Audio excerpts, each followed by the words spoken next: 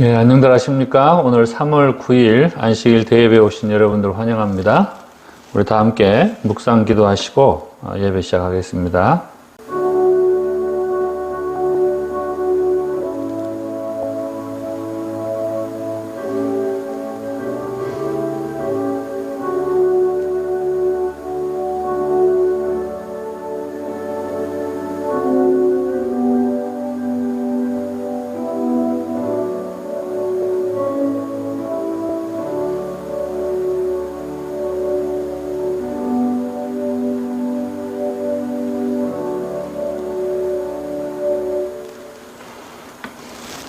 예, 시작하는 찬미는 이 몸의 소망 무엔과 함께 찬미하겠습니다.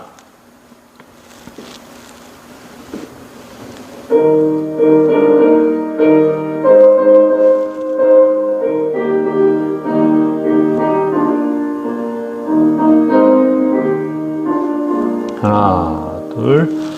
이 몸의 소망 무엔가 내 주의 보혈 뿐일세. 주 예수 이름 밖에는 맘 붙일 곳이 없도다. 주 예수 반석 되시니 그 위에 내가 서리라. 그 위에 내가 서리라. 비바람 불고 어두운 밤 큰 물결 높이 설렐 때 내 주의 크신 은혜에 내 배에 닻을 두리라. 주 예수 반석 되시니 그 위에 내가 서리라. 그 위에 내가 서리라. 뜬 구름 같은 세상에 내 온갖 소망 끊길 때 내 주의 언약 믿으면 내 소망 더욱 크리라. 주 예수 반석 되시니 그 위에 내가 서리라. 그 위에 내가 서리라.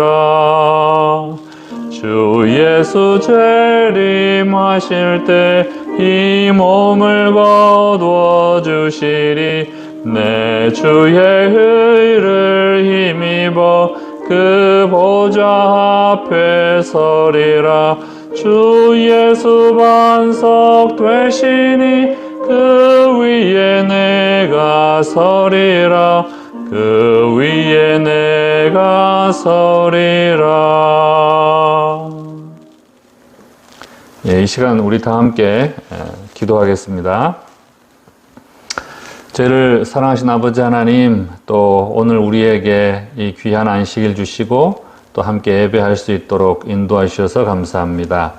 오늘 이 시간 주님께서 허락하신 말씀 속에 우리 삶의 여러 문제와 또 우리의 마음속에 아직 결심하지 못한 것들 해결할 수 있도록 힘을 주시고 또 우리가 주의 자녀로서 거듭날 수 있는 귀한 예배의 시간 될 수 있도록 도와주시옵기를 예수님의 이름으로 기도합니다. 아멘. 네, 이제 자리에 앉으시고요. 이 시간에는 우리 함께 하나님의 말씀을 나누는 시간입니다. 오늘은 지난 시간에 이어서 고린도후서 7장 1절 후반부에 있는 말씀, 자신을 깨끗하게 하는 방법에 대해서 다룰 텐데요. 사도 바울은 고린도후서 6장 마지막 부분 16절부터 18절에서 하나님께서 우리에게 주신 그 약속, 내가 너의 하나님이 되고 너희가 내 자녀가 될 것이다 라고 하는 그 약속에 대해서 언급을 합니다. 그리고 우리가 그 약속을 이루기 위해서 이제 우리 편에서 해야 할 몇 가지 이야기를 하고 있는데요. 그 첫 번째가 우리가 하나님이 우리의 하나님이 되고 또 우리가 그분의 아들, 딸로서 지지난 시간에 우리가 배웠던 그 많은 혜택들, 베너핏, 하나님의 자녀가 되고 따라서 자연스럽게 하나님의 기업들에 대한 상속자가 되고 또 하나님의 나라를 그래서 유업으로 물려받게 되고 또 하나님 나라의 시민권을 자동적으로 취득하게 됨으로써 우리가 필요한 모든 것들을 아버지인 하나님께 구함으로써 얻을 수 있는 그런 특권들을 이야기를 하고 있습니다. 그리고 우리가 그 하나님의 약속을 기쁘게 생각하고 또 받아들일 마음이 있다면 우리가 하나님의 그 약속을 믿고 맨 첫 번째로 해야 할 일이 우리의 자신의 과거에 잘못된 것들 또 부정한 것들을 깨끗하게 하는 것이다 라고 이야기를 하는데요. 자신을 깨끗하게 한다라고 하는 것은 무슨 일일까? 우리가 어떤 물건이 오물을 뒤집어 써가지고 있으면 그게 원래 뭐였는지 우리가 잘 알 수가 없습니다. 나 자신도 마찬가지죠. 원래 내가 누구였는지 죄와 여러 더러운 오물들에 의해서 우리가 오염되어 있다 보니까 내가 내 자신이 누구인지를 잘 알지 못한다는 것이죠. 그래서 하나님은 우리가 하나님의 아들로서 또 딸로서 그분의 자녀가 되기 위한 첫 번째 우리의 할 일에 대하여 바로 그와 같은 오물들을 깨끗하게 함으로써 내가 누구인지를 아는 일이라고 이야기를 하고 있습니다. 먼저 우리 주제 영상을 함께 살펴보겠습니다. 영화 우리 선이라고 하는 그 내용의 대사가 있는데 이 대사가 오늘 우리가 다루고자 한 주제를 잘 이야기를 하고 있는 것 같습니다. 자. 아니, 형, 내 말 들어. 하나만 좋은데 하고 끝까지 파야 안 거고 끝까지 파야 가서 뭐가 중요한지 내가 아는 거잖아요. 뭐가 좋은지 아는 거잖아요. 끝까지 파는 건 좋은데 그건 네가 원하는 걸 아는 게 아니라 네가 뭘 못하는지를 아는 거야. 네 한계를 아는 거야. 그래서 네가 누군지를 아는 거고. 되는 거야. 네, 여기 보면 이 선이가 옆에 있는데 이 두 남자, 한 사람은 선이의 애인이고 한 사람은 선이의 선배죠.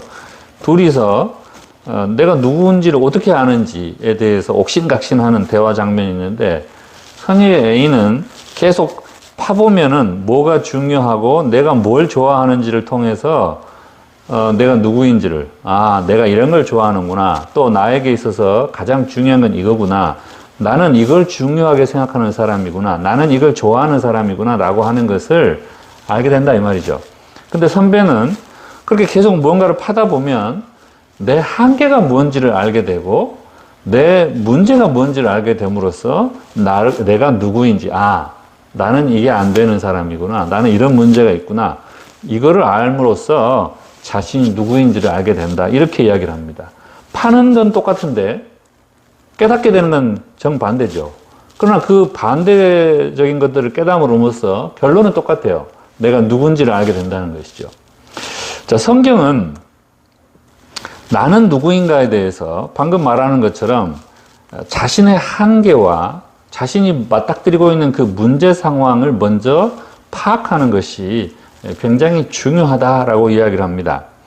로마서 7장에 보면 오늘 우리가 읽은 이 고린도후서 7장의 본문을 쓴 사도 바울이 로마에 있는 교인들에게 보내는 편지 가운데에서 자신이 뭘 깊이 파고들었는지 파고 또 파고 해서 자기가 깨달았던 것이 뭔지 자기 한계를 이렇게 설명을 합니다. 나는 내 속에 곧 내 육신 속에 선한 것이 깃들어 있지 않다는 것을 압니다. 선을 행하려는 의지는 나에게 있으나 그것을 실행하지 않으니 말입니다. 나는 내가 원하는 선한 일은 하지 않고 도리어 원하지 않는 악한 일을 합니다. 내가 해서는 안 되는 것을 하면 그것을 하는 것은 내가 아니라 다시 말해서 내 의지가 아니라 내 속에 자리를 잡고 있는 죄입니다. 사도 바울이 자기 자신의 삶을 깊이 돌이켜보면서 파보니까 자기의 의지와 정반대로 행하는 또 다른 자아가 있다는 것을 알게 되죠. 프로이트라고 하는 정신학자는 바로 이 에고라고 하는 자아가 이 이드라고 하는 그 죄, 본능적인 어떤 죄를 가지고 있는 그 이드, 그거를 발견했다. 이렇게 이야기를 하는데, 사도 바울은 그것을 죄라고 이해를 하고 있습니다. 여기서 나는 법칙을 하나 발견했습니다. 이 법칙이 뭐예요? 나를 지배하는 법칙입니다. 나를 구성하는 가장 내 삶을 딱 정의 내려버리는 가장 큰 원칙이 하나 있다는 것이죠. 나는 누구인가? 라고 했을 때 나는 이런 법칙에 의해서 살아가는 사람이다 라고 한마디로 정의할 수 있는 그 법칙을 하나 찾았다는 거예요. 선의의 애인이 막 파고 또 파고 또 파고 하면 뭔가를 발견할 수 있지 않겠느냐 이렇게 이야기했던 것처럼 사도 바울이 이렇게 파고 파고 파다 보니까 자기 속에 자신을 지배하고 있는 큰 법칙 하나를 딱 발견했는데 그게 뭔가? 자, 이하 이 설명입니다. 같이 한번 읽어보시죠. 시작. 곧 나는 선을 행하려고 하는데 그런 나에게 악이 붙어 있다는 것입니다. 나는 속사람으로는 하나님의 법을 즐거워하나 내 지체 속에는 다른 법이 있어서 내 마음의 법과 맞서 싸우고 내 지체 속에 있는 죄의 법에다 나를 사로잡는 것을 봅니다. 나는 비참한 사람입니다. 누가 이 죽음의 몸에서 나를 건져주겠습니까? 우리가 소위 이 철학하는 사람들, 이 진리를 탐구하기 위해서 끊임없이 회의하고 또 질문을 던지는 바로 그 철학자들이 소위 회의론자가 되기 쉽다고 하죠. 생각을 너무 깊이 많이 하다 보면 회의론자가 되기 쉽다고 하는데 여기 사도 바울은 자기 자신이 누구인지를 깊이 파다 보니까 나는 누구인가? 나는 비참한 사람입니다. 여러분은 여러분의 삶에서 그 비참함을 정말 철저하게 느껴본 적 있습니까? 언제 그래요? 자기의 한계를 깨달았을 때예요. 나는 해도 안 되는 사람이구나. 나는 해도 안 되는 사람이구나. 라고 하는 그 한계에 탁 부딪혔을 때 정말로 인생이 비참한 상황에 도달하게 되죠. 사도 바울은 자신이 누구인지를 계속 파다 보니까 결국 나는 누구인가에 대하여 나는 비참한 사람입니다. 라고 정의를 내렸어요. 그리고 그 이유가 뭐냐면 죽음의 몸에서 나를 건져낼 자를 찾지 못했기 때문입니다. I'm living. 내가 산다고 하지만 그것은 that is, I'm dying. 나는 죽어가는 것이죠. 이 땅에 사는 모든 사람들이 사실 산다고 말하지만 그거는 죽어가고 있는 겁니다. 그걸 부정할 사람은 아무도 없어요. 사도 바울은 자신이 이와 같이 죽은 몸을 짊어지고 있는 것처럼 서서히 그 죽음의 독에 감염이 되어서 죽어가고 있는 자기 자신을 발견하고서는 내가 참 비참한 사람이구나. 죄로 인하여서 죽을 수밖에 없는 그런 사람이구나. 라고 하는 자기 자신의 정체성을 깨닫게 된 것이죠. 이 자기 자신의 그 정체성 가운데에 세 주체가 등장합니다. 첫 번째, 큰 법칙이 있죠. 하나님의 법칙이 있고 죄의 법칙이 있습니다. 그리고 그 사이에서 한계를 극복하지 못하는 자아가 있습니다. 사도 바울, 여기서 나는이라고 이야기하잖아요. 이 나라고 하는 사람이 의지적으로는 하나님의 법이 논리적으로는 참 합리적이고 그렇게 살면 좋겠다라고 생각을 하지만 그런데 문제는 내 지체 속에 여기 이 지체 또는 육신이라고 표현하고 있는 것은 본능을 말하죠. 어떤 욕구를 가지고 있는 본능인데 그 욕구를 가지고 있는 본능이 그 욕구를 충족하기 위해서 뭐에 자꾸 얽매이냐면 죄의 법에 사로잡혀 있다라고 하는 것이죠. 죄의 법에 사로잡혀 있는데 마음은 하나님의 법에 있어요. 이게 뭐예요? 괴리가 되는 거죠. 하나님의 법을 따르고자 하는 나와 죄의 법에 사로잡혀 있는 내가 분열되어 버리는 거예요. 프로이트가 이야기하는 그 정신의학에서 이 에고가 슈퍼에고인 하나님의 법과 죄의 법인 이드 사이에 갈등을 하는데 슈퍼에고를 추종을 하지만 이드에 붙잡혀 있어요. 그래서 분열돼 버리는 거예요. 이렇게 정신분열을 통해서 심각한 내상을 입고 고통 가운데에서 죽어가는 자기 자신이 얼마나 비참한 사람인가라고 외치죠. 여기서 사도 바울이 그 다음 절에 계속 이야기를 하지만 죄의 법에 대해서 뭐라고 이야기하냐면 죄와 사망의 법칙이 나를 지배하고 있다라고 이야기합니다. 그래서 어떤 사람도 마음의 죄책감으로부터 자유로울 수가 없고 또 죽음으로부터 벗어날 수가 없다는 것이에요. 그 두 가지 법칙이 우리의 삶을 지배하고 있다라고 이야기를 합니다.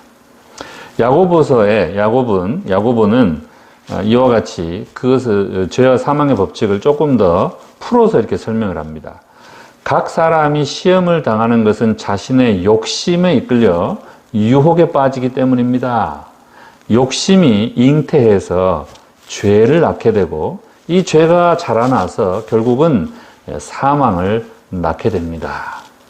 욕심과 죄와 사망이라는 이 메커니즘이 우리의 기적 가운데 작동하고 있다고 하는 것을 야고보가 이야기를 하죠.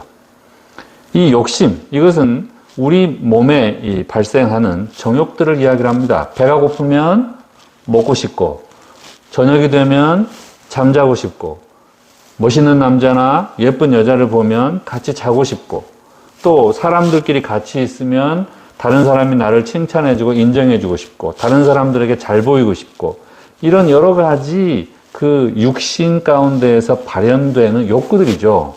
그 욕구들이 욕심이 되면 이 말이죠. 뭐에 빠져가지고? 유혹에 빠져가지고.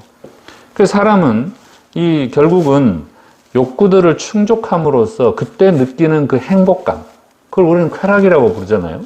그 행복감, 쾌락을 추구하기 때문에 유혹에 빠지기 쉽다는 것이죠. 그리고 그 유혹이 결국 뭐가 되냐면 한계를 넘어서면 이제 죄가 됩니다.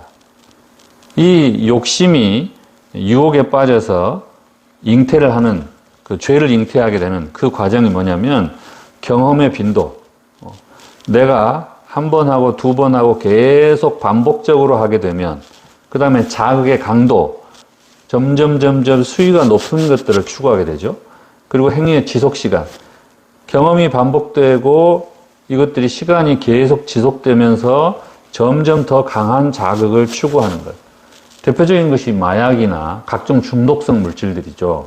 처음에는 아주 소량으로 시작을 하지만 갈수록 그 소량으로는 만족을 못하고 점점 더 강한 자극을 원하게 됩니다. 그래서 결국은 어떻게 돼요? 사망에 이르게 되죠. 이것이 죄가 습관화되면서 결국은 사망에 이르게 됩니다.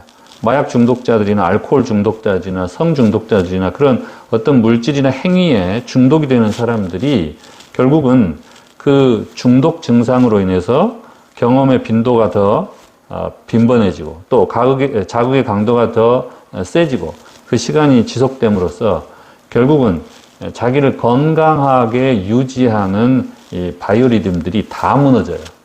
잠을 자지 않고 먹지를 않고 그러니 어떻게 해요? 잠도 못 자고 먹지도 못하고 그러니 에너지가 공급도 안 되고 그리고 피로가 회복이 되지도 않으니까 결국은 빨리 죽게 되죠. 그게 중독에 걸린 사람들의 특징이잖아요. 그건 아주 극단적인 예이긴 하지만 우리 각 개인이 일상생활에서 이 세 가지 메커니즘, 욕심에 끌려서 그 경험을 계속 반복하고 싶어 하고 또 점점 더 강한 것들을 원하고 그리고 오래 그게 지속되다 보면 결국 우리를 죽음으로 이끌게 된다는 것이에요. 근데 하나님은 우리가 이와 같이 죄와 사망의 법칙에 사로잡혀서 결국 사망으로 가지 않도록 예방하는 장치를 두 가지를 주신 것이죠. 메슬로우라고 하는 이 사회심리학자가 인간의 욕구에 대해서 이와 같이 생리적인 욕구나 안전의 욕구, 사회적인 욕구, 존경의 욕구, 자아실현의 욕구 이런 5가지로 분류를 했습니다. 어떤 욕구에 대해서든지 마찬가지예요. 하나님은 이 욕구가 욕심이 되어서 죄를 잉태하지 못하도록 사전에 뭐라 그러죠? 잉태되지 못하게 하는 거니까 피임도구라고 해야 되나요? 뭐 그런 역할을 방지하는 장치를 2가지 주신 겁니다. 자, 그 첫 번째가 뭐냐면 하나님의 법이에요. 창세기 2장에 보면 이와 같이 되어 있습니다. 같이 한번 읽어보시죠. 시작. 여호와 하나님이 그 사람에게 명령하여, 명하여는 명령하여죠. 이르시되 동산 각종 나무의 열매는 네가 임의로 먹되, 임으로 먹으라 이 말은 네 모든 욕구들을 충족하기 위해서 어떤 것이든 네가 선택해서 마음대로 하라 그 말이죠. 그런데 딱 한 가지 선악을 알게 하는 나무의 열매는 먹지 마라 이렇게 제한을 뒀어요. 10개가 있으면 9가지는 하되 1가지는 남겨둬라 그 말이죠. 뭐요? 스스로 자제하는 법을 배우도록 하신 것입니다. 결국 우리의 자제력이 통제력인데 우리가 그렇게 자신의 욕구를 자여하거나 통제하지 못하면 결국은 욕구가 선을 넘어서 욕심이 되게 되고 결국 죄를 잉태하게 되는 것이죠. 네가 먹는 날에는 반드시 죽으리라. 여기에 사망의 법칙도 포함되어 있습니다. 그러니까 반대로 뭐예요? 그거를 먹지 않으면 죽지 않고 영원히 살 것이라고 하는 생명의 법칙이 동시에 들어 있습니다. 그래서 우리가 이와 같이 하나님이 명령하신 법, 우리가 그것을 명령이라고 하니까 계명이라고도 하고 또는 율법이라고도 표현하죠. 태초에 하나님께서 그 천국, 패러다이스에 이와 같이 하나님의 계명과 율법을 통해서 이 욕구가 욕심이 되지 않도록 제어하는 그 장치를 하나 두신 것이죠. 2번째는 믿음과 신뢰입니다. 로마서 14장의 사도 바울은 아담과 하와가 선악과를 따먹은 그 행위의 원인에 대해서 이와 같이 설명을 합니다. 의심하고 먹는 자는 정죄되었나니 이는 믿음을 따라 하지 아니하였기 때문이라. 믿음을 따라 하지 아니하는 것은 다 죄니라. 하나님께서 이 창세기 2장 16절 17절에 명령을 통하여 법을 지키도록 주셨어요. 그리고 그 법을 지키는 데서 가장 중요한 요소는 뭐였냐면 하나님이 나에게 그와 같은 명령을 주시는 것은 나를 사랑하심이고 나의 영생을 유지하도록 하기 위해서 주신 것이다 라고 하는 그 믿음이에요. 그리고 그 믿음이 있을 때 하나님을 신뢰하고 하나님의 법을 우리가 순종할 수 있습니다. 요즘 세상에 하도 이 법꾸라지들이 많다 보니까 법기술자라고 부르죠. 합법적으로 자기의 정적들을 제거하기 위해서 공권력을 동원하고 선택적 정의를 실현한다라고 하면서 자기의 정적들을 제거하고 뭐 특권층에 있는 사람들은 또 그 법을 어겨도 아예 기소조차를 하지 않고 그냥 법을 어기고 살아도 그 특권층들은 자기의 권력을 통해서 무력화시켜버리죠. 법을 만들고 또 그 법을 집행하는 그 권력을 국민들로부터 위임받은 위정자들이 그와 같이 법을 이용해서 무고한 사람들을 탄압하는 데 사용하거나 자신들의 권력을 유지하고 자기의 이익을 추구하기 위해서 그것을 사유화하는 그런 모습들을 보게 되면 우리가 그런 위정자들을 신뢰할 수 있습니까? 없습니까? 할 수가 없죠. 그리고 그런 사람들이 만든 법 자체를 우리가 지키고 싶은 마음이 들어요, 안 들어요? 들지를 않죠. 지네도 안 지키면서 우리 보도는 지키라고 그래? 이렇게 돼버리잖아요. 따라서 하나님의 법도 마찬가지입니다. 그 법을 주신 하나님에 대한 믿음과 신뢰가 전제되어야 우리가 그 법을 지키고 싶죠. 그리고 그 법을 우리가 지키게 될 때 우리의 욕구가 우리 스스로 그 욕구를 제어함으로써 욕심이 되어서 죄를 잉태하지 않도록 제어할 수 있게 되는 것입니다. 이 2가지를 하나님께서 주셔서 우리로 하여금 영원한 생명을 누리면서 그 에덴 동산 낙원에서 살 수 있도록 하셨습니다. 그리고 우리의 모든 욕구들을 하나님이 주신 그 완벽한 환경 속에서 충족함으로써 우리가 행복감을 느끼고 또 쾌락, 기쁨을 느낄 수 있도록 그렇게 만드셨어요. 그런데 아주 중요한 성경이 우리에게 밝혀주는 진리 가운데에서 아주 중요한 요소 중에 하나가 사탄이라고 하는 우리들의 생각 속에 영향을 미치는 영적인 존재인 사탄이 있다라고 하는 사실을 밝힙니다. 자, 사탄이 하는 일은 뭔가? 창세기 3장 1절에 보면 하나님께서 선악과에 관한 그 율법을 주시고 난 다음에 사탄은 그 아담과 하와에게 찾아와서 바로 이렇게 얘기합니다. 하나님이 참으로 너희에게 동산 모든 나무의 열매를 먹지 말라 하시더냐? 라고 하면서 의심을 심죠. 정말 그랬나? 이런 식으로 의심을 심습니다. 믿음을 깨트리기 위한 과정이죠. 그리고 두 번째, 하나님의 법을 지키지 않고 파괴하도록 유혹합니다. 동산 중앙에 있는 나무 열매는 하나님 말씀에 너희는 먹지도 말고 만지도 말라 너희가 죽을까 하노라 하셨다라고 하와가 대답을 하니까 뱀이 여자에게 뭐라고 그래요? 너희가 결코 죽지 아니하리라 라고 하면서 자기가 한 입 딱 베어 물어보죠. 하와가 그 모습을 보고 먹어도 안 죽는 거였어? 하나님은 죽을 거라고 했는데 그치, 뱀을 보니까 안 죽는 건가? 라고 하면서 그 유혹에 넘어가죠. 그리고 마음속에 어떤 생각이 드러나요? 그 선악과를 보면서 보암직도 하고 먹음직도 하고 아주 지혜롭게 할 만큼 탐스럽기도 한지라 이렇게 생각을 했죠. 이게 바로 욕구가 욕심으로 바뀌게 되는 전환점입니다. 의심을 심어줌으로써 하나님에 대한 신뢰를 깨버림으로써 하나님이 주신 법을 다른 방식으로 생각하고 그 법의 선을 넘어가 버리려고 하는 것이죠. 자, 일단 그렇게 해서 자기의 유혹에 걸려든 그 아담과 하와에 대하여 그래서 하나님의 법을 어긴 바로 그 아담과 하와에 대해서 사탄은 어떻게 합니까? 계시록 12장에 보면 이 사탄이라고 하는 그 이름은 원래 그 존재의 이름이 아니에요. 원래 그 존재의 이름은 루스벨입니다. 루스벨. 타락한 천사의 이름은 루스벨이죠. 계명성 이라는 뜻입니다. 자, 근데 그 별명들이 여러 가지가 나오죠. 성경에. 큰 용이 내쫓기니 옛뱀, 여기서 옛뱀 할 때 old serpent 할 때 그 serpent가 뭐냐면 창세기 3장 1절로부터 3절에 나온 그 뱀입니다. 똑같이 여기 이 뱀이 serpent라고 하는 단어죠. 그리고 여기서 말하는 계시록에서 말하는 이 뱀이 바로 이 뱀이에요. 근데 그 정체가 원래는 큰 용이었으며 또 마귀라고도 하고 사탄이라고도 하는 그런 존재였다라고 하는 것인데 이 사탄이라고 하는 존재가 뭐 하는 존재냐? 온 천하를 꿰는 자라. 우리의 생각 속에 악한 영향과 의심을 심어 넣는 그 일을 한다 그 말이죠. 그리고 나서 그 다음에 뭘 해요? 형제들을 참소하던 자, 하나님 앞에서 밤낮 참소하던 자라고 이야기를 합니다.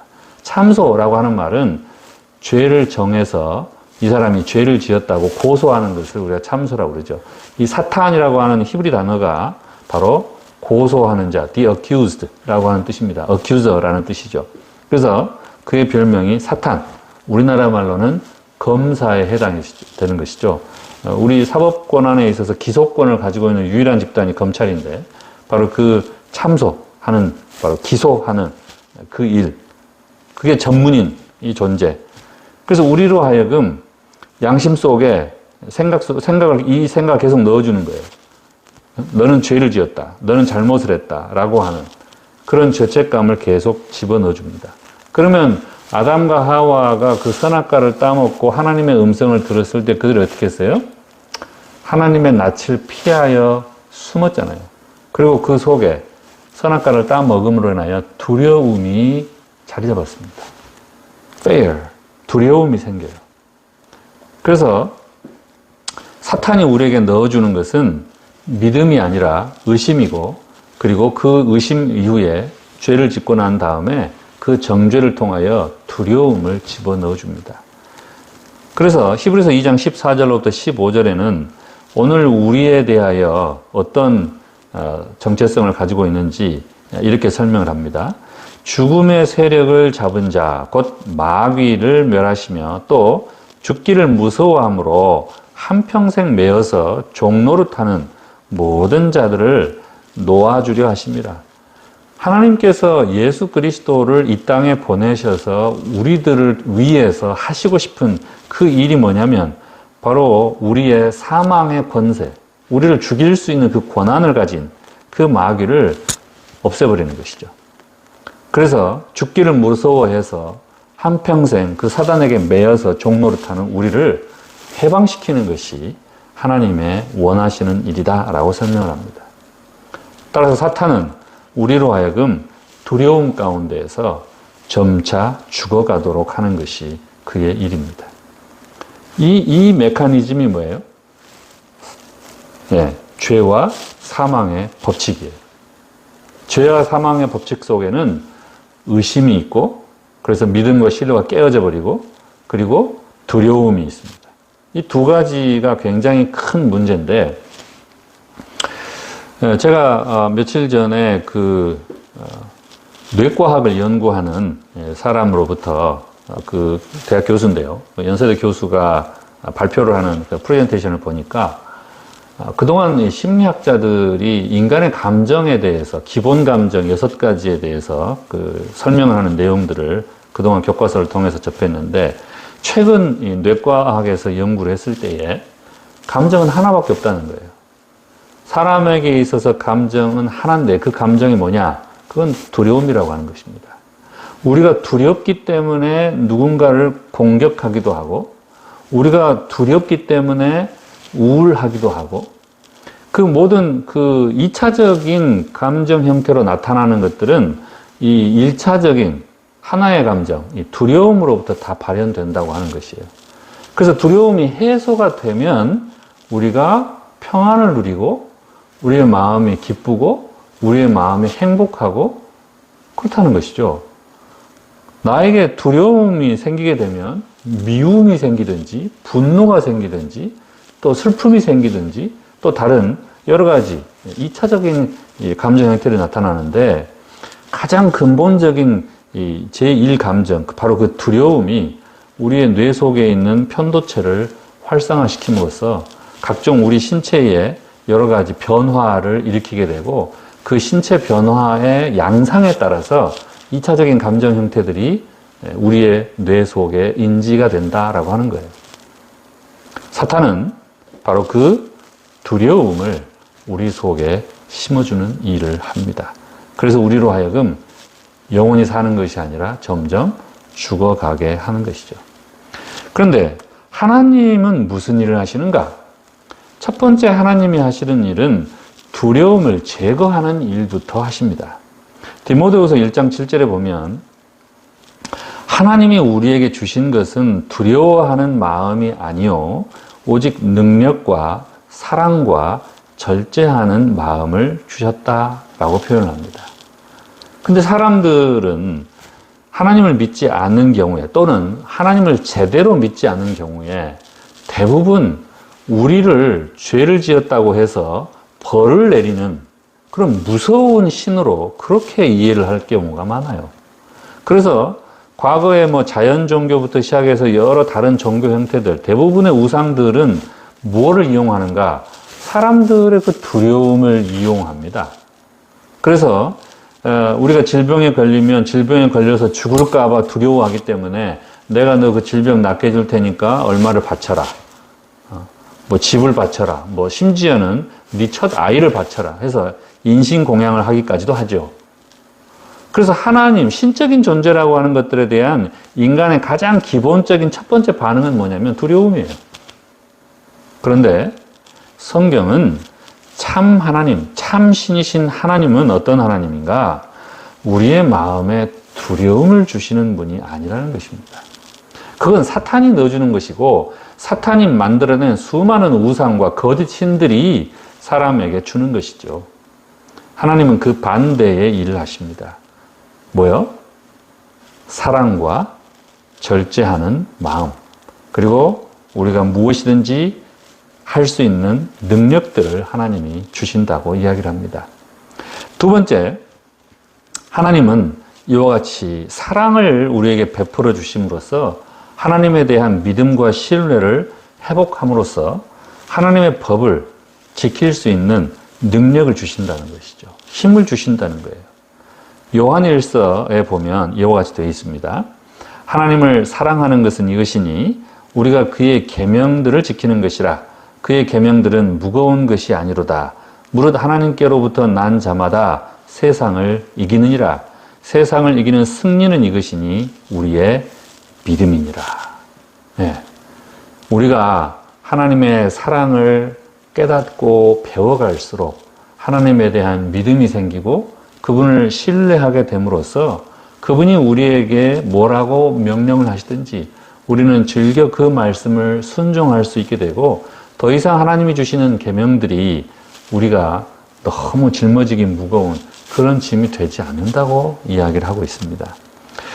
우리가 이런 하나님의 사랑을 통해서 믿음을 키워나감으로써 우리를 생명으로 이끌어가는 또 건강한 삶으로 이끌어가는 하나님의 계명들을 잘 지킬 수 있는 힘을 길러내는 바로 그 일들이 하나님이 하시는 일이라고 하는 것이죠. 그래서 이 하나님을 믿기로 선택하면, 우리가 이런 사랑의 하나님을 믿기로 선택하면 그 믿는 자에게 하나님께서 이와 같은 약속들을 주십니다. 자, 같이 한번 읽어보겠습니다. 시작.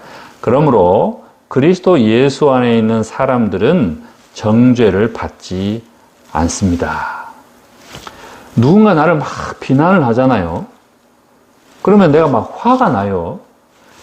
내가 근데 화가 나는 이유는 뭐냐면 그 사람이 나를 비난하는 그 말에 전부든지 아니면 일부든지 내가 그 말에 동의하기 때문에 그래요.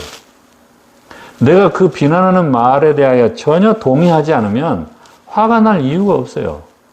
사탄이 나에게 아무리 정죄의 화살, 비난의 화살을 쏟아부어도 사탄이 나에게 쏟아붓는 그 비난에 대해서 내가 그것이 동의될 것이 하나도 없게 되면 더 이상 정죄를 받지 않게 됩니다. 화가 나질 않아요. 왜요? 사탄이 계속해서 너 이렇게 잘못했잖아. 너 이런 죄를 지었잖아. 너 이런 악한 생각을 했잖아. 이렇게 계속 내 마음속에 악한 영향을 주는, 부정적인 감정을 심어주는 그런 생각을 계속 줍니다. 생각은 우리가 선택하기가 어려워요. 생각은 그냥 우리에게 일어나는 현상입니다. 뭐 사고 같은 것이죠. 따라서 우리가 그것을 반응을 할 수도 있고 또 그것에 대해서 거부를 할 수도 있습니다. 마찬가지예요. 사탄이 우리에게 그런 정죄를 하는 그런 비난의 생각을 넣어줄 때 우리는 그것들을 받지 않을 수 있습니다. 어떻게 받지 않을 수 있는가? 이유가 그 다음에 나오죠. 그것은 그리스도 예수 안에서 생명을 누리게 하는 성령의 법이 여러분 각자를 그 죄와 죽음의 법에서 해방하여 주었기 때문입니다. 예수 그리스도 안에서 생명을 누리게 하는 이 성령의 법칙을 우리가 선택하게 되면 더 이상 죄와 죽음의 법칙이 우리를 지배하지 못하게 할 수 있다 이 말이에요. 이게 얼마나 우리에게 기쁜 소식입니까? 이게 바로 복음이에요. 예수 그리스도 안에서만 우리가 그 죄의 법칙, 죄와 사망의 법칙에서 벗어나서 다시 잃어버렸던 영생을 회복할 수 있는 바로 이 생명의 성령의 법칙을 회복할 수 있다라고 이야기를 합니다. 우리의 육신이 연약하기 때문에 율법이 할 수 없었던 것을 하나님께서 예수 그리스도를 통해서 하셨습니다. 곧 다시 말해서 하나님께서는 죄를 속하여 주시려고, 여기 지금 속하다 이 말은 무슨 말이에요? 내 대신 죄로 인한 그 형벌을 누군가가 대신 받게 한다는 뜻이죠. 이 속하다, redeem이라고 하는 영어 단어인데 속전을 지불하다라는 뜻이에요. 내가 어떤 행위를 해서 발생한 결과에 대하여 그 값을 지불하는 것을 이야기를 합니다. 내가 죄를 지었지만 하나님께서 그 죄의 값을 이미 치르셨다 그 말이에요. 그러니까 더 이상 그 죄에 대해서 내가 더 이상 뭐예요? 정죄받을 이유가 없다라고 하는 것이죠. 그래서 나한테 악한 생각이 들 때마다, 부정적인 생각이 들 때마다 나는 바로 이 예수님의 십자가의 보혈로 내 죄가 속하였다라고 하는 것을 주장할 수 있다 그 말입니다. 단 조건이 뭐예요? 예수님이 내 죄를 대신해서 십자가에 죽으셨다고 하는 것을 내가 믿음으로 받아들인다는 조건이죠. 자기의 아들을 죄된 육신을 지닌 모습으로 보내셔서 그 육신에다가 우리 모두의 죄를 다 정하셨다 그 말이에요. 그게 하나님께서 우리에게 죄와 죽음의 법칙에서 우리가 벗어날 수 있도록 그분이 마련하신 처방입니다. 자, 생명을 주시는 성령의 법칙에 대해서 우리가 죄와 사망의 법칙과는 반대로의 세 가지의 메커니즘이 있습니다. 첫 번째, 예수님께서 요한복음 16장에 그분이 이 땅의 공생애를 다 마치시고 하늘로 승천하시게 되면 그 다음에 성령 보혜사께서 오실 것에 대하여 이렇게 약속하셨어요. 내가 가면 보혜사를 너에게 보내주겠다. 그가 오시면 죄와 의와 심판에 관한 세상에 그릇된 생각을 꾸짖어서 바로 잡아 주실 것이다. 나를 믿지 않는 것이 바로 죄라는 것을 말씀해 주실 것이다. 아까 이야기했잖아요. 세상이 이 죄에 대해서 내리는 정의라고 하는 것은 아주 지극히 단편적이에요. 세상의 법을 우리가 행위를 통해서 어겼을 때 그것을 죄라고 부릅니다. 세상은. 그러나 하나님은 죄에 대해서 뭐라고 정의를 하시는가? 믿음이 없는 것, 의심하는 것, 그것을 죄라고 부른다는 것이죠. 왜요? 그 의심, 믿음을 깨버리는 것 자체가 우리의 욕구가 욕심으로 변질되게 하는 첫 번째 원인이 되기 때문에 그렇죠. 그래서 이거를 우리가 뭐라 불러요? 원죄라고 부릅니다. 원인이 되는 죄다 그 말이에요. 바로 이 원인이 되는 죄인 이 의심, 바로 그것이 바로 이 원죄다라고 하는 것을 우리에게 깨닫게 해주시는 것이 성경에 있는 진리의 말씀이다 그 말이에요.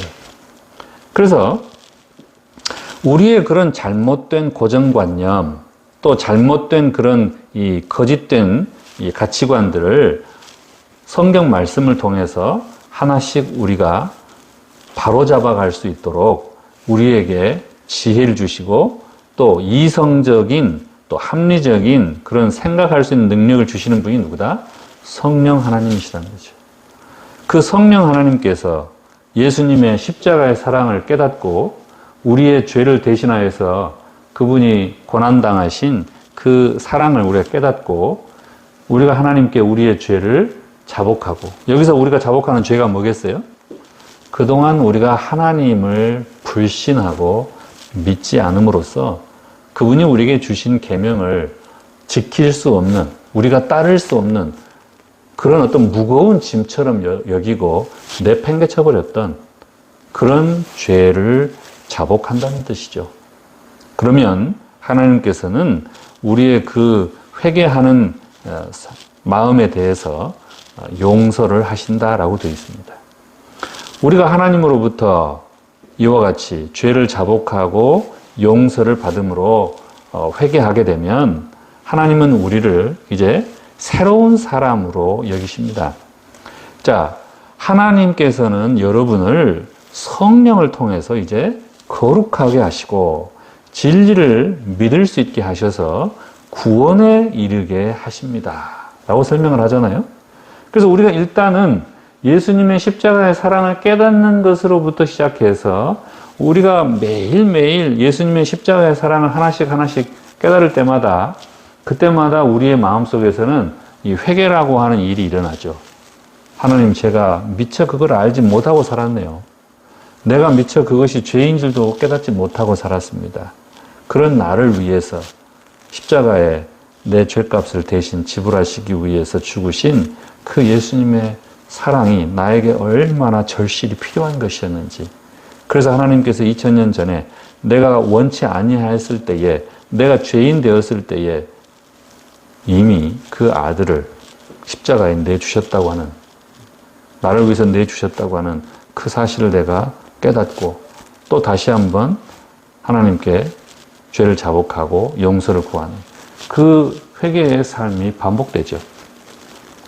그럼으로써 우리가 기도하고 또 말씀을, 진리의 말씀을 계속해서 연구하고 또 그 진리의 말씀에 따라서 다른 사람들에게 복음을 전하면서 또 다른 사람들의 필요를 또 채워주기 위해서 애를 쓰는 삶을 살 때 우리는 그것을 경건의 연습이다라고 부릅니다. 자, 디모데전서 4장 5절에 사도 바울이 하나님의 말씀과 기도로 우리가 거룩하여진다라고 표현을 했어요. 말씀을 따라서 살고 싶으나 내가 여전히 죄에 사로잡혀서 육신의 본능 가운데에서 하나님의 말씀을 잘 따르지 못하는 그런 한계 상황을 계속 부딪히잖아요. 그것들을 하나씩 하나씩 극복해 나가는 그 과정, 뭐가 필요하다고요? 연습. 우리가 혼자 물론 연습할 수도 있죠. 그러나 전문 코치가 옆에 있으면 또는 함께 연습을 하는 페이스메이커라고 그러죠. 이 장거리 마라톤을 할 때도 그 페이스메이커가 있으면 훨씬 더 잘 뛸 수 있잖아요. 그런 것처럼 인생은 마라톤이기 때문에 우리가 그런 동료 신자들과 함께 또 성령의 코칭을 받아가면서 또 먼저 믿음의 선배들로부터 그런 여러 조언들을 들어가면서 이 기도하고 말씀을 연구함으로써 선을 실천해 나가는 이 훈련들 또 연습들을 계속해 나가는 것이 우리가 거룩해지는 과정입니다.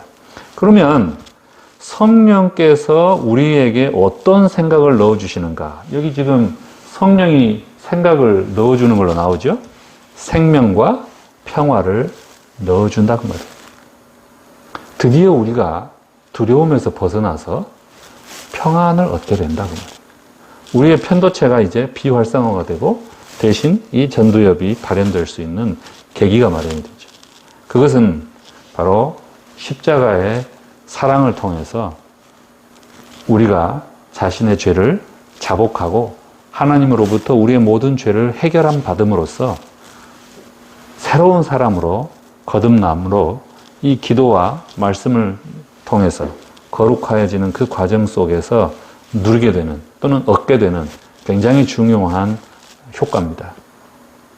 이것이 결국 우리로 하여금 하나님의 법을 따라서 살 수 있는 능력을 기르게 되고 결국 우리의 마음속에 하나님이 약속하신 그 부활의 소망을 점점 더 확증함으로써 우리는 이 영생의 길을 우리의 인생길에서 아주 탄탄하게 만들어 갈 수가 있습니다.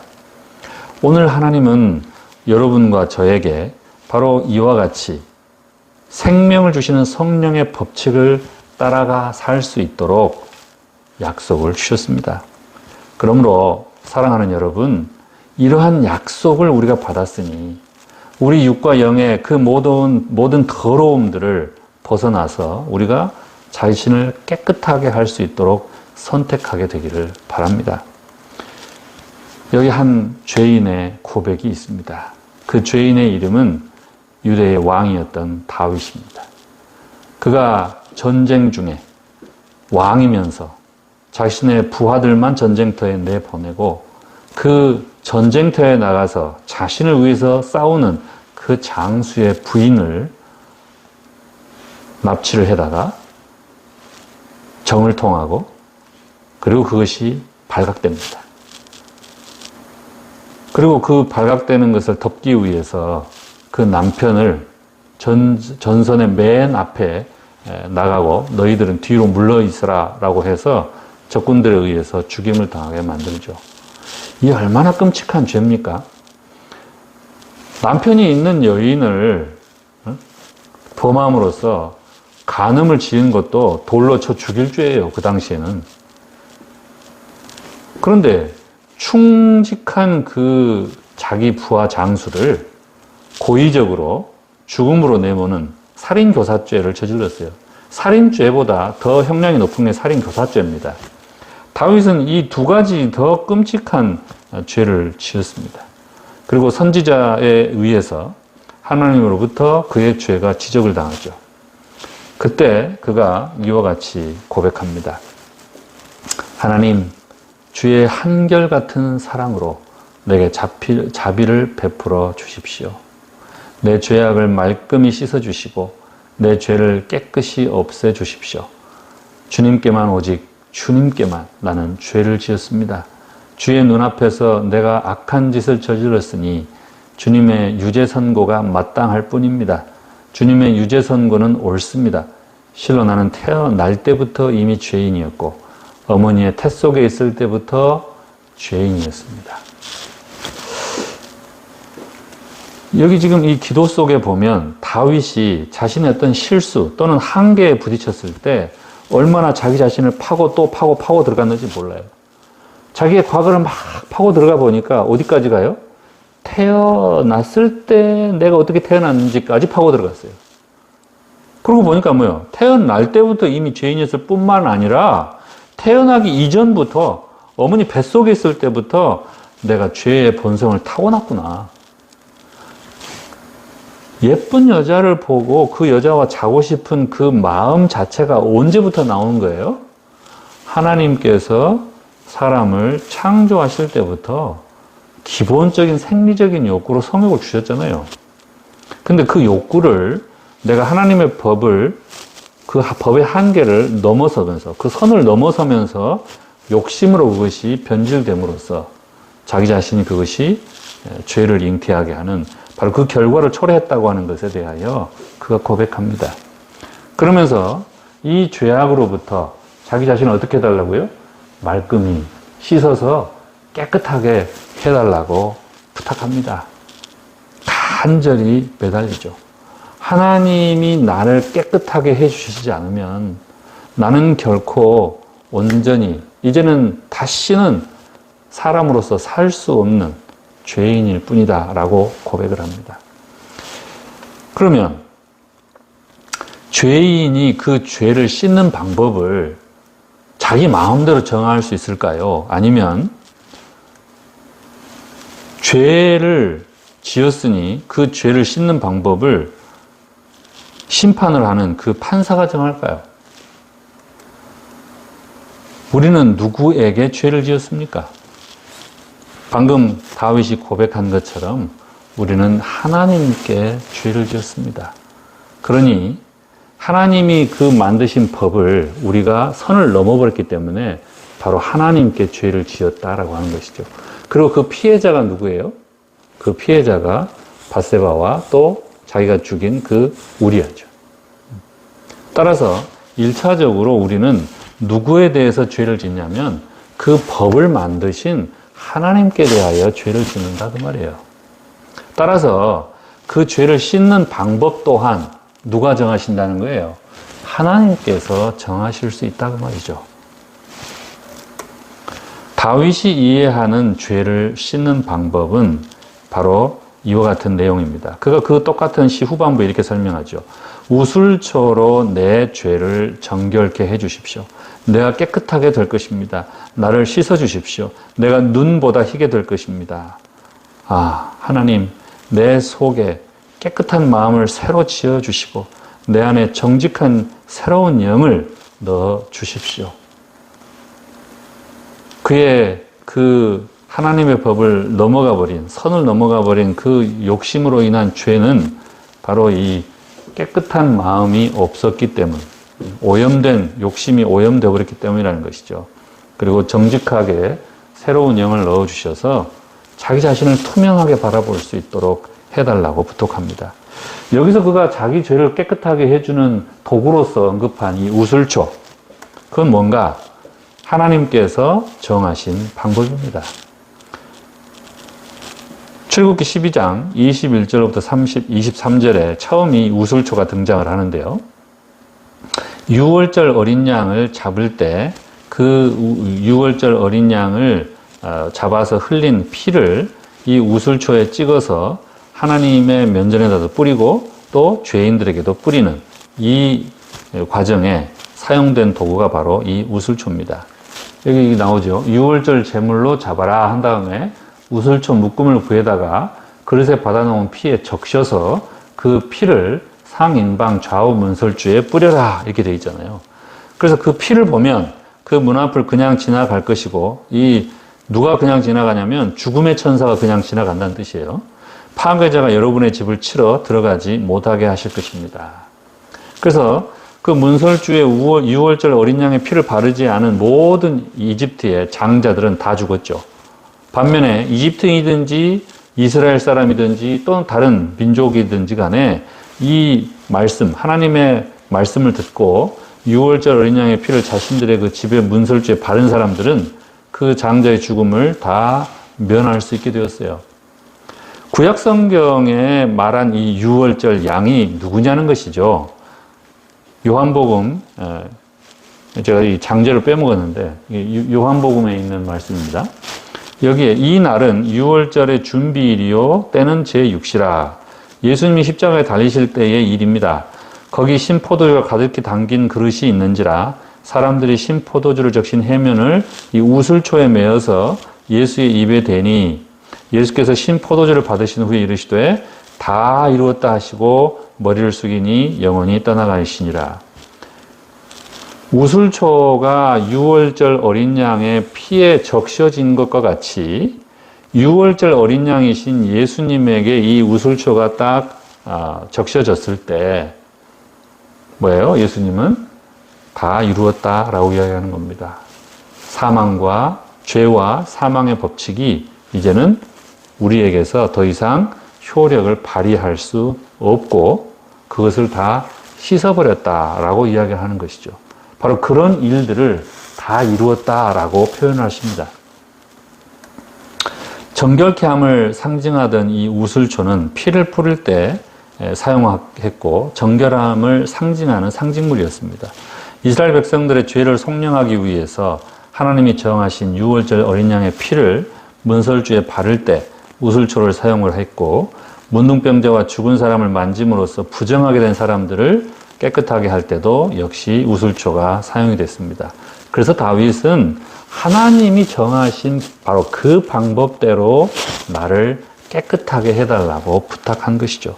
그러면 그 어린 양과 우슬초를 통해서 깨끗하게 되는 바로 그 예수님의 피 흘림, 그것을 우리가 어떻게 이해할 것인가? 히브리서 9장에 사도 바울이 이렇게 설명을 하죠. 그리스도의 피야말로 더욱더 우리들의 양심을 깨끗하게 하여, 빨간 글씨만 보겠습니다. 피 흘림이 없이는 죄사함이 이루어지지 않는다. 우리가 뭐로 깨끗해진다고요? 피로 깨끗해진다. 피로 깨끗해진다고 하는 뜻은 뭐다? 우리의 양심이 죄를 용서함 받음으로써 깨끗하게 된다라고 하는 뜻입니다. 그래서 우리의 마음속에 더 이상 죄책감이 들지 않게 한다라는 뜻이겠죠. 자, 그렇다면 오늘 우리에게 하나님이 죄를 깨끗하게 씻도록 정하신 방법은 뭘까요? 에베소서 5장 26절에 이는 곧 물로 씻어서 말씀으로 깨끗하게 하사 거룩하게 하신다라고 되어 있습니다. 뭘로 씻어요? 물로 씻어서. 여기서 씻는다고 하는 말은 이 로트론이라고 하는 단어인데 와싱 또는 베스, 목욕한다라는 뜻이에요. 디도서 3장 5절에 이렇게 되어 있습니다. 하나님께서 우리를 구원하셨는데 하나님께서 우리를 구원하신 것은 우리가 뭔가 착하고 의로운 일을 했기 때문이 아니라 우리가 비록 죄인이지만 그분의 자비하심에 따라서 우리가 거듭 날 수 있도록 중생의 경험을 할 수 있도록 씻어주시고, 똑같은 단어죠. 여기 물로 씻는다 할 때 물로 우리를 씻어주시고 성령으로 새롭게 해주셨다라고 되어 있습니다. 따라서 물이 항상 들어가죠. 물로 씻고 그 다음에 말씀, 그 다음에 성령. 왜? 성령은 별명이 진리의 영입니다. 말씀을 우리가 깨달을 수 있도록 우리에게 도움을 주는 바로 그 영이시기 때문에 성령으로 새롭게 한다는 말과 말씀으로 깨끗하게 한다는 말이 같은 말이라고 우리가 이해할 수 있겠죠. 그래서 베드로가 우리로 하여금 너희가 회개하여 각각 예수 그리스도의 이름으로 침례를 받고 죄 사함을 받으라. 그러면 성령의 선물을 받으리니 이 약속이 우리 모두를 위한 하나님의 약속이다. 하나님께서 우리가 깨끗하게 할 수 있는 방법으로 정하신 방법이 뭐냐면 침례를 받고 죄 사함을 받으면 성령을 선물로 주시겠다. 이게 하나님이 정하신 방식이에요. 따라서 침례라고 하는 것이 예수님의 죽으심과 합하여 우리가 침례를 받고 또 그분과 함께 장사되고 또 죽은 자 가운데서 살아나신 예수님과 같이 우리가 또한 새 생명 가운데서 부활하도록 하는 것이 이 예식의 의미이기 때문에 오늘 여기 지금 보시는 이 방식, 이게 지금 침례 방식인데요. 이 예식을 통해서만이 로마서에 이야기한 그 의미, 상징적인 의미들이 다 포함될 수가 있죠. 내가 예수님과 합하여서 죽고 그 다음에 장사되고 그 다음에 다시 부활할 수 있도록 하는 것입니다. 그래서 내가 깨끗하게 씻어지는, 목욕하는 바로 그 예식을 하나님께서 우리를 죄를 씻는 방법으로 정하신 거예요.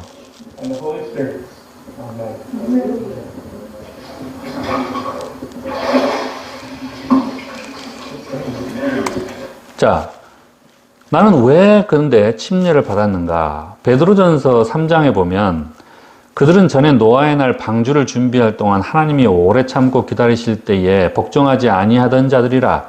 방주에서 물로 말미암아 구원을 얻은 자가 몇 명뿐이니 겨우 8명이라. 물은 예수 그리스도께서 부활하심으로 말미암아 이제 너희를 구원하는 편이 곧 침례라. 이는 육체의 더러운 것을 제하여 버림이 아니요 하나님을 향한 선한 양심의 간군이라 라고 표현을 합니다. 하나님이 구원의 방법을 이렇게 딱 정하셨어요. 노아 시대에는 노아가 만든 그 방주에 타는 사람이 구원을 받는다 이렇게 딱 정하셨어요. 그런데 사람들이 그 말을 믿지 않고 안 탔어요. 그러면 구원을 받을 수 있어요, 없어요? 못 받는 것이죠. 마찬가지로 지금 오늘날 우리가 죄와 사망의 법칙에서 벗어나서 구원을 받는, 그래서 생명을 주는 성령의 법칙에 지배를 받고 살 수 있게 되는 그 방법을 하나님이 딱 정하셨는데 그게 뭐냐면 예수 그리스도께서 부활하심으로 말미암아 이제 너희를 구하는 편이 침례라는 예식으로 딱 정하신 거예요. 내가 그러면 왜 그 침례에 동참을 하는가? 그 이유는 육체의 더러운 것을 제하여 버림이 아니라는 것이죠. 육체의 더러운 것을 제하는 것. 그건 뭐예요? 그냥 매일 내가 세수하고 뭐 손 씻고 목욕하고 샤워하고 그거를 이야기하는 거고, 지금 내가 침례를 받는 것은 비록 내가 똑같이 물속에 들어갔다 나오는 일이지만 그것은 로마서에 이야기한 그 상징적인 의미, 예수님과 연합하여 죄인인 내가 죄의 값을 감당하고 예수님의 십자가에서 죽으신 것처럼 죽었다고 하는 것이죠. 그리고 이미 죽어서 장사돼 버렸어요. 그래서 없어졌어요, 그 사람은. 그 다음에 예수님께서 3일 후에 부활하신 것처럼 내가 물속에서 올라올 때에 나도 이제 그 예수님처럼 하나님의 생명의 성령의 법칙의 지배를 받아서 영생을 누리는 사람으로서 이제는 새롭게 태어나고 싶다고 하는 뭐예요? 양심의 간구, 기도예요. 내 그런 소망을 담아서 이 상징적인 의미를 가지고 있는 이 침례 예식에 내가 참여하고 싶다는 겁니다. 하나님이 그렇게 정하셨으니까, 하나님이 우슬초로 정결케 된다라고 정하셨기 때문에 다윗이 자신의 죄를 깨끗하게 하기 위해서 하나님 우슬초로 나를 정결케 해달라고 간구했던 것처럼, 내 양심적으로 그렇게 간구했던 것처럼 오늘날 하나님이 이 침례 예식을 통해서 내가 죄인으로서의 삶을 이제는 끝내고 그 죄인이 장사돼서 이제는 이미 죽어서 없어져 버렸고 이제 부활하신 예수님처럼 내가 하나님의 자녀로서 새로운 인생을 살고 싶다고 하는 바로 그 소망을 기도로 아뢰는 것이 뭐라고요? 이 침례 예식에 참여하는 것이라고 말이에요. 예수님은 우리에게 승천하시면서 이렇게 명령하셨습니다. 그러므로 너희는 가서 모든 민족을 제자로 삼아 아버지와 아들과 성령의 이름으로 침례를 베풀고 내가 너희에게 분부한 모든 것을 가르쳐서 지키게 하라. 볼지어다 내가 세상 끝날까지 너희와 항상 함께 있으리라. 예수님께서 우리에게 명하신 명령입니다. 여러분이 이제 하나님께서 주시는 그 약속, 내가 더 이상 죄와 사망의 법칙에 지배를 당함으로써 비참하게 죽을 수밖에 없는 그런 인생으로 끝낼 것이 아니라 생명을 주시는 성령의 법칙에 지배를 받음으로 내가 평안함과 생명력을 얻어서 죄를 이길 수 있고 하나님의 법을 가볍게 따르면서 살 수 있는 그 기쁨의 삶을 살 수 있는 바로 그 길을 내가 선택하고 하나님이 주신 그 약속을 내가 믿고자 한다면 하나님이 정하신 그 방식을 내가 취하면 되는 것입니다. 그래서 내가 침례를 받고 그 다음에는 뭐 하는 거예요?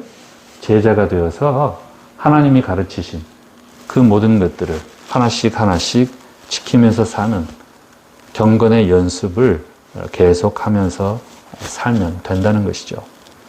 오늘 여러분들의 마음 가운데 하나님께서 주신 이 약속, 생명의 성령의 법칙을 따르기로 결심하시고 또 하나님이 우리에게 주신 죄를 씻는 방법으로 정하신 이 침례 예식을 통해서 여러분들이 새로운 삶을 출발할 수 있기를 예수님의 이름으로 축원하고 오늘 말씀을 마치겠습니다.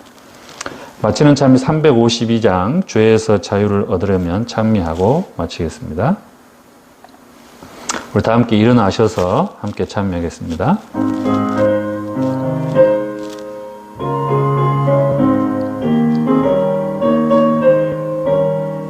둘, 셋, 넷. 죄에서 자유를 얻으려면 보혈의 능력 힘입어라. 시험을 이기는 승리되니 참 놀라운 능력이로다. 주의 보혈 능력 그도다. 주 예수 믿어라. 주의 보혈 그 어린 양의 매우 귀중한 피로다. 육체의 정욕을 이기려면 보혈의 능력 힘입어라. 깨끗한 마음을 얻게 하는 참 놀라운 능력이로다. 주의 보혈 능력 그도다. 주 예수 믿어라. 주의 보혈 그 어린 양의 매우 귀중한 피로다. 눈보다 더 위게 되려거든 보혈의 능력 힘입어라. 더러운 죄든 죄 사하시는 참 놀라운 능력이로다. 주의 보혈 능력 그도다. 주 예수 믿어라. 주의 보혈 그 어린 양의 매우 귀중한 피로다. 만왕의 왕 예수 모시려면 보혈의 능력 힘입어라. 날마다 우리의 찬송 제목 참 놀라운 능력이로다. 주의 보혈 능력 그도다. 주 예수 믿어라. 주의 보혈 그 어린 양의 매우 귀중한 피로다. 기도하겠습니다. 저희를 사랑하신 아버지 하나님, 오늘 이 귀한 안식일에 저희들이 더 이상 죄와 사망의 법칙에 사로잡혀서 비참한 인생으로 살지 아니하고 그 모든 죄와 사망의 두려움으로부터 벗어나서 평안과 생명을 주시는 성령의 법칙을 따라 살 수 있도록 기회를 주셔서 감사합니다.